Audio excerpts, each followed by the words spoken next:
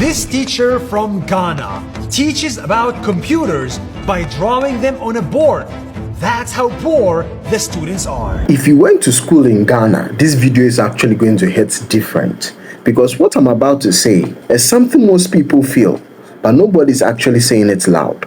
Now, before I get into this, let me be fair. Ghana's education system is one of the most structured educational systems across the sub-region. Like from kindergarten to university, it's a genuine structure. And Ghana's literacy rate has improved significantly over the decades. But having a structure is not the same as having a system that actually works for the people inside it. And that is exactly what we need to talk about. Let me start from the very beginning. Do you actually know who designed Ghana's educational system? It was never Ghanaians, it was actually the British. When Europeans ruled the Gold Coast, now Ghana, they introduced what we call the formal education. But here's what they never taught you about that system of education. Research from Kansas State University confirmed it clearly that the colonial education system introduced to Ghana was designed to achieve only one thing. That is social control. It was not designed to develop the Ghanaian minds. It was designed to produce clerks, administrators, and translators, people who could serve the colonial master. And the curriculum was actually European in nature. African interests and cultural practices were deliberately taken out. And here's the part that will make every Ghanaian even angry. After independence in 1957, after we removed them from our land, we kept their system, we kept their structure, and we kept their way of thinking. And what did this system do to us? Go to school,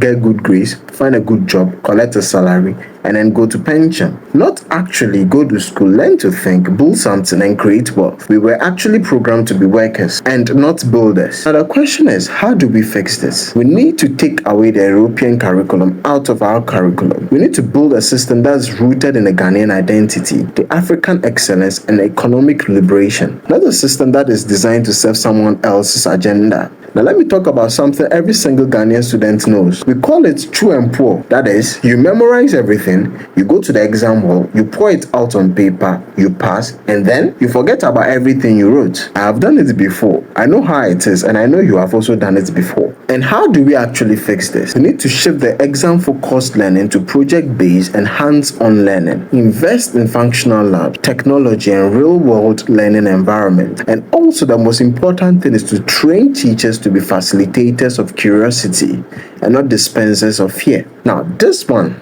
actually hurts. Ask any Ghanaian student about the French Revolution. They will tell you everything. Ask them about the Ashanti Empire. Ask them about the great kingdom of Dagon. And most of them will actually go quiet. Now you see our local languages, Twi, Gan, Ewe, Hausa, Dangbani, and Fante. These are the voices of our ancestors. But then, what happens in our Ghanaian schools today? Imagine what it means for punishing someone for speaking their mother tongue. This is not about blaming anyone. It's about waking up. It's about fixing a broken system. Because Ghana has some of the most brilliant minds on the planet. Our problem is not intelligence. Our problem is a system that was never designed to let that intelligence blossom. And that is what needs to be fixed. Anyways, drop your thoughts in the comments and tell me what you think about this. Any ideas on how to fix this problem? Put it in the comments. Anyways, this is Vamak, bringing the world closer to you.